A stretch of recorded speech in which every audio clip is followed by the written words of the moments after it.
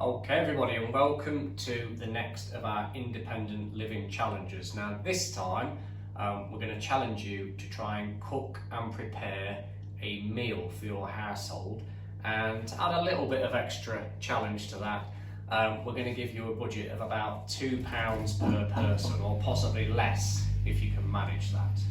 Okay. Now, before I can go any further, I'm doing this absolutely blind. I've not looked what we've got in our fridges and cupboards and things in advance.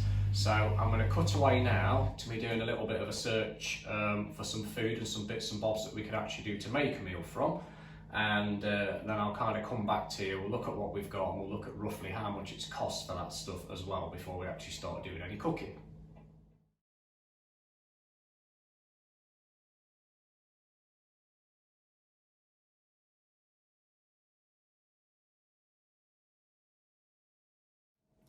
Okay then, so we've raided the cupboards, we've had a look in the fridge, and we've tried to pick out some fairly healthy stuff for us to make the meal from.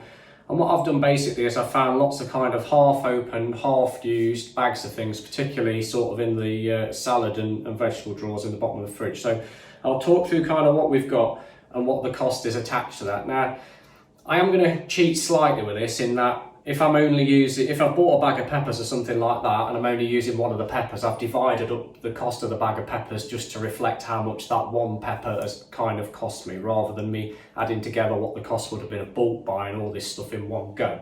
Okay, so we'll start with the peppers then. So a bag of peppers, 5 peppers is £1.20. I'm just going to use one of them, so that's 24p. Okay. We've then got some courgettes. A pack of 3 costs £1.19, which near as makes no difference is 40 pence per courgette. We're just going to use one of those. We've got some baby corn. That was £1.20 for the bag. We're going to use all of them, I think, in what I've decided to make. Broccoli was 59p. We're just going to use about half of that, so we'll call that 30p. Bag of chilies. Now normally I put chilies in lots of things, so I quite like spicy food, but I'm making this for the kids tonight as well. So if we were using the chilies, how much was it for a bag of chilies? It was 50p for a bag of chilies with 4 chilies in it, which is about 13 pence per chili. But we're not going to use chilies today, but I got them out anyway just to show you how cheap it is for chilies and that they make things taste amazing. So bear that in mind. We've got half a red onion left in the fridge. The red onion was 5 red onions for 85p, which meant that this particular onion on its own cost about 17p. We're only using half of that. The passata that I've got, and I found this in the fridge. I was hoping that we've got a tin of like chopped tomatoes or something in there. We hadn't, so I'm going to use tomato, which is passata, which is like a tomato-based sort of thick, gloopy stuff that you can make sauce out of. Which I'm hoping will come in fairly useful. That was 35p for that bad boy, and that should easily do what I want to do. And then I've got some penne pasta. Now this was out of a 500 gram bag, and that 500 gram bag was originally 60p, but we're only using about half of it. So we're going to call that 30 pence worth of pasta. Rule of thumb with pasta is if you just grab a fistful, that's probably about enough to feed a person, unless you're really, really greedy. Or I guess if you're really, really small, then it'd be too much. But we'll talk about wastage and stuff later on. So that's the pasta sorted.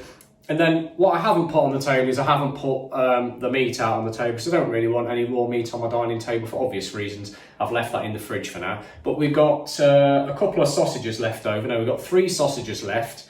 And they worked out for those 3 sausages at 94 pence. They're originally in a packet of 8 that cost £2.50. And the bacon was 6 rashers for about £1, and we've got 2 rashers of bacon left, so that's the equivalent of about 34 pence worth of bacon. So for everything I've got in front of me, portioned up and ready to make the meal that I'm going to make, at the moment we're running at about £4.37. Okay. If we take the chilies off, we can take 13p off that as well. And if you ignore the fact that we've not got a whole red onion, we've only got half of one, we can knock sort of half of the 17p off as well. But near as makes no difference, sort of £4.37 at the moment. And I'm hoping that this is going to quite easily feed 4 of us. Okay, so at the moment I'm easily winning with my £2 per portion, or £2 per person budget that we're doing. There is going to be some stuff added on, because I've got to use things like potentially a bit of cooking oil or fry light. and I'm also going to need some salt and pepper. That reminds me, actually, I need to sort that salt and pepper out.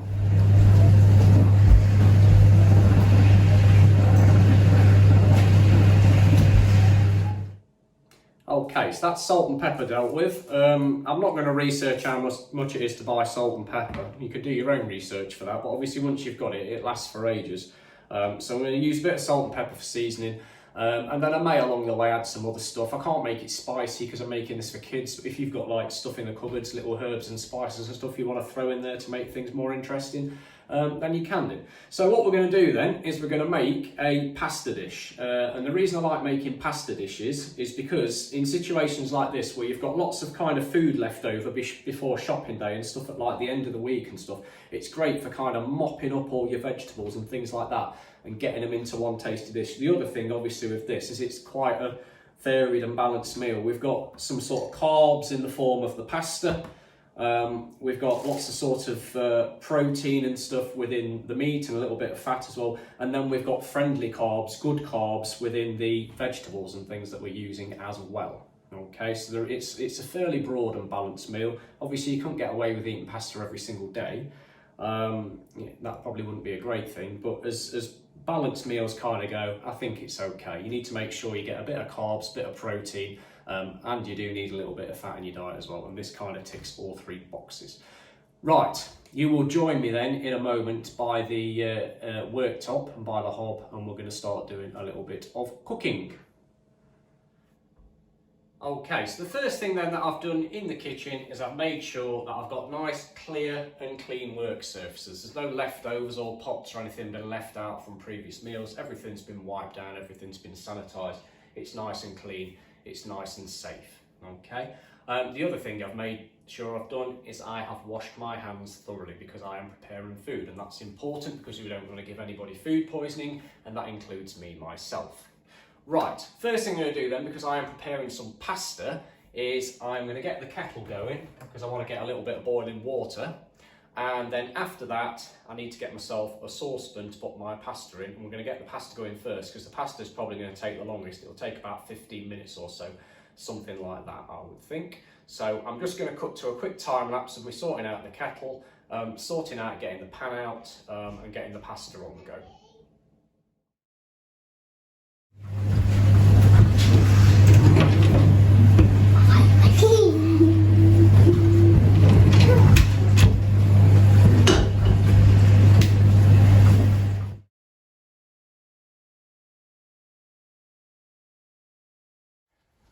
Okay, so the pasta is now on. I have got a gas hob in my house, and I've got the gas on sort of a medium to a low heat for the pasta. What we want the pasta to do is absorb this water. So we've made sure the pasta is completely covered with water, and that's now just sort of gently going away, simmering away on that pan, and it should be ready in sort of 15 minutes or so, something like that. It'll go nice and soft. Some people don't like the pasta really squidgy and soft, they like it a bit harder. If that's the case, then you can just reduce the time and things like that. So that's just going to be cooking away. So the next thing we need to do now is get on with all the other stuff that's going to go into our pasta dish, and we're going to start off by getting the meat sorted out, okay?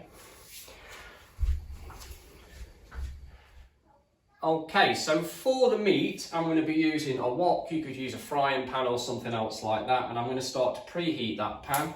I'm going to get the gas turned on that one, and I've got that going on kind of a medium heat again, and I'm going to add a little bit of fry light to that, which is like very, very light, thin cooking oil. So I've sprayed that into the pan, and that's just going to stop things sticking. This is a non-stick pan, but things can still stick to it. So there's a little bit of fry light gone into there. I'm going to leave that on the side and kind of keep it handy.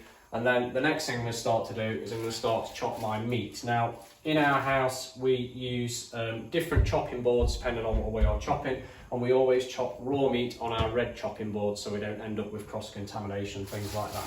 So I'm going to get the thickest things out first, and that just happens to be the sausages. So they're coming out now, and all I'm going to do is I'm just chopping them up into chunks, and as soon as they are chopped, they can literally go straight into that pan.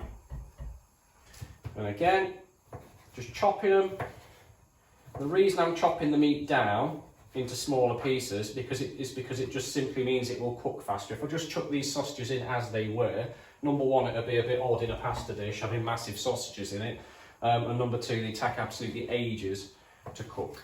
So just chopping them into nice little chunks so they can cook through really, really quickly.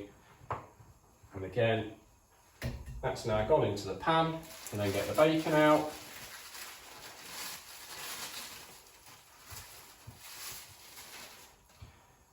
And we've got a couple of rashers of bacon there. I'm just going to cut it into nice little strips.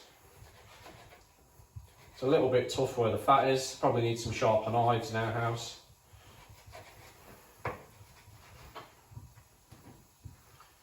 You probably can't hear that on the camera, but my sausages are starting to sizzle now, which is a good thing.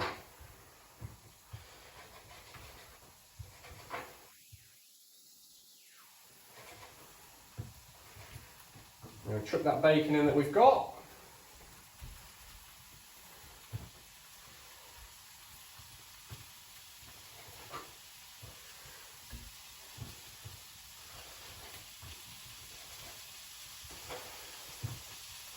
Don't really want these big bits of fat, so they can go.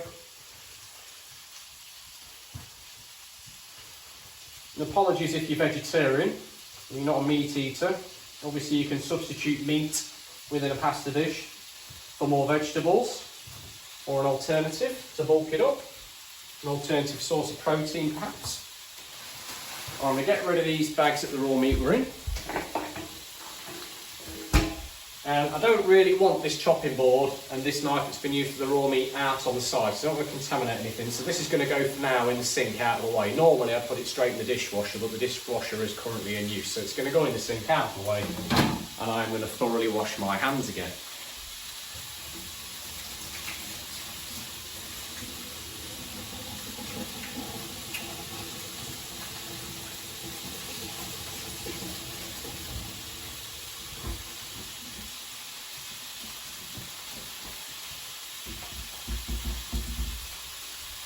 Okay, now I need to get myself a spoon out, stirring. And I need to keep this meat turning because I want it to obviously cook on all sides. It does smell nice. Now another thing I'll mention at this stage is that really it's a good idea to have your extractor fan on when you're cooking. But if that was the case now, you wouldn't be able to hear me. So I'm not going to use ours today. That's not a very good idea. You really should have your extractor fan running. It gets rid of all the fumes and things out of the kitchen. So I'm just going to turn that down a little bit. You don't want it cooking too fast. What we need to start to do now is to chop up our veg. So the fresh chopping board. There's our pepper, it's a big one. New knife.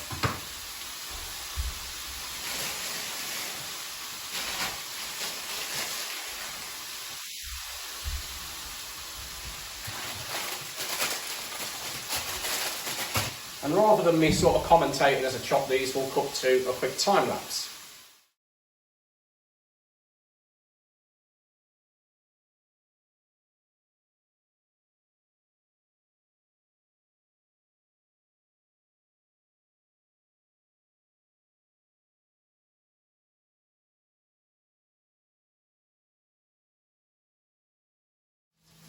Okay, so the vegetables have been chopped and they've now been washed and rinsed as well, just in case there are any little bits of soil on them or anything like that. They are now ready to pour into the pan.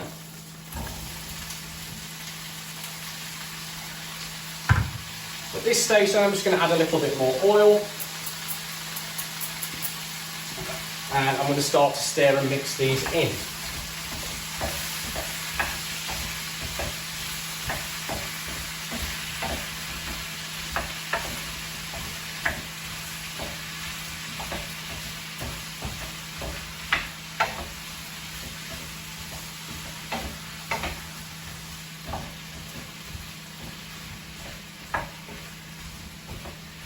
Now the meat's smelling pretty good.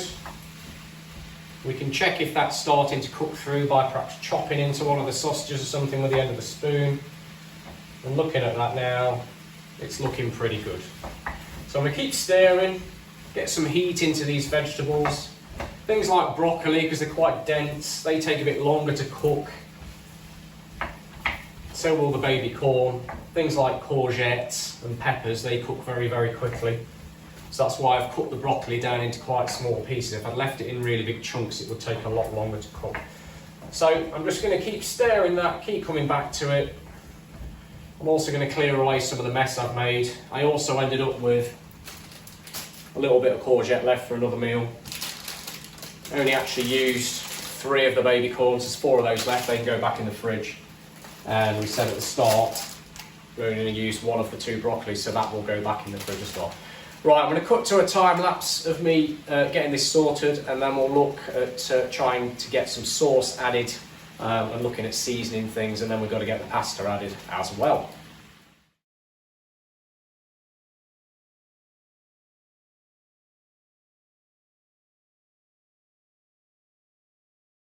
Okay, so things are well on the way now, and what I've noticed is that the peppers are starting to get a little bit soggy. Courgette's the same, and the reason for that is they cook the fastest. So to avoid anything sort of going too far and all the vegetables sort of getting all limp and that, because I like them to be quite crunchy, I'm going to kind of add the sauce at this stage. Now all we're doing is we're adding a little bit of passata. We're probably not going to use the whole thing, and I'm just going to snip the end of it. And just kind of basically try and get things covered. Now, I did add some salt and pepper earlier as well during the time lapse, just to season things a little bit. At this stage, if you wanted to add like other things to it, because it's a tomato dish now, you might be tempted to add some basil or something like that to it. Lots and lots of different things will work basically. Normally, like I say, I would add something spicy, so I might put like some paprika or something like that, or a bit of cayenne pepper. But yeah, you can do basically anything you like. But I'm just going to leave this fairly plain because I've got to feed the kids with it as well, and I don't want any excuses basically. So I've mixed that in. Give you a little look at it. So that's what we look kind of at this stage. Hopefully you can see that on the camera. So things aren't absolutely lathered in sauce, but it's just enough to kind of give everything a bit of a glaze and a bit of a covering so it's not all really, really dry. And then what we're probably going to look at doing shortly, if we test the pasta, yeah, the pasta's nice and soft now, so I'm going to turn the pasta off, okay? And I've got to drain that pasta before I can pour it in. I can't just pour it in as it is because it's got water all over it. So what I'm going to do is I'm going to pour it into, we'll probably use a sieve for this actually, if we can get away with it. Yeah, we'll use the sieve. In fact, no we won't. You can use a sieve if you want. We've actually got in our house a pasta drainer type thing. So you can pour your pasta into this, over the sink, the water drains out, and then you end up with the pasta which you can then put in the main pan. So that's how we're going to do it. Just being careful. You can't see this because it's slightly off camera. So that's about half of it. So I'm going to put that in. And again.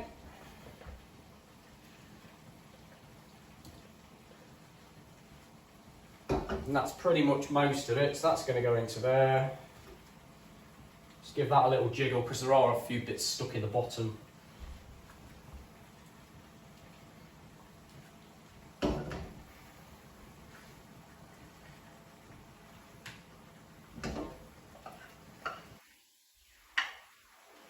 And there we go. Right, the safest place for me to put that pan, because it's red hot, is just to leave it on the hob to cool down. Again, I did mention earlier, normally I would try and put stuff kind of straight in the dishwasher.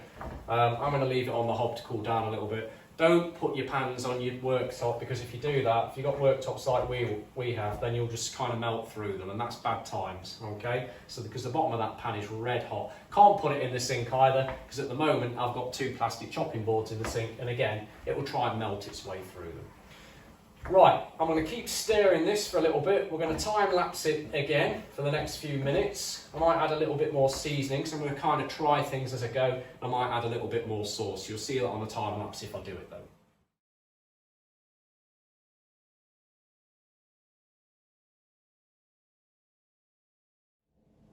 Okay, so that's about ready then now.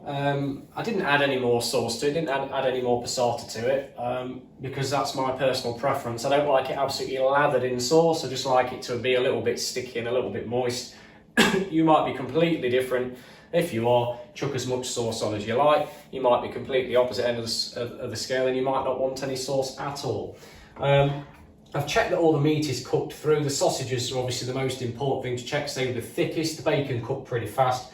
All the sausages are cooked through, and the pasta's nice and soft, and the broccoli particularly and some of the other vegetables are still nice and crunchy. They've not gone all sort of really floppy and soft. Again, you might like your vegetables like that. If you do, just let them go on for a little bit further, for a little bit longer, sorry. You could add a little bit more sauce and it'll absorb that over time and that will make everything a little bit softer. But for this, I think it's been a fairly decent success. And what I'm going to do now is I'm going to cut to me sorting the table out and getting things served.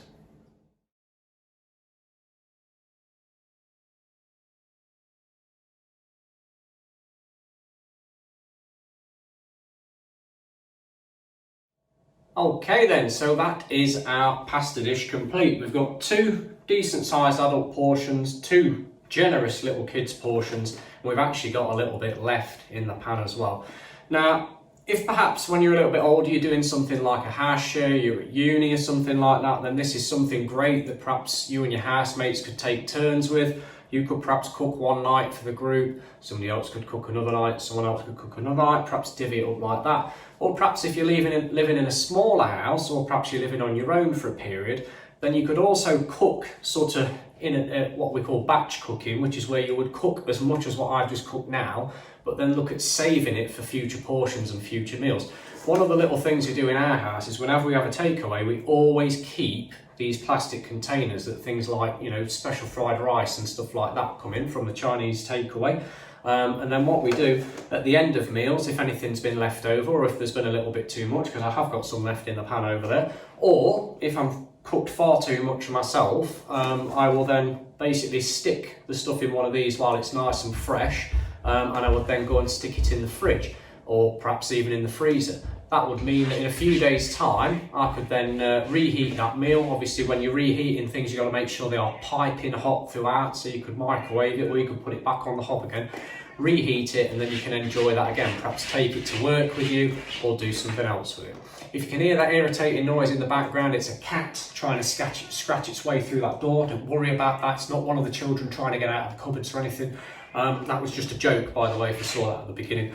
But yeah, hopefully have a go at this. Try and cook a meal for your household, whether you've got a big household or a small household. Try and do it in a similar kind of way to me. See if you can just sort of grab stuff that you've got around, cook it from fresh. Don't sort of cheat and give everybody beans on toast, because that's not really in the spirit of things. Here's the cat. There he is, look. He's ecstatic that he's in here now, and he'll probably now scratch to get out in a second. But yeah, give things a go, do the best that you can, and yeah, hopefully build your confidence and kind of let us know how you get on. Good luck. So pot washing time now, everything's been eaten, and the one thing I forgot to mention was how much it cost per head. And for this particular pasta meal that I made, it was just over £1.10 each, okay? Remember the limit is £2 per person, so I did it for £1.10. See how you get on.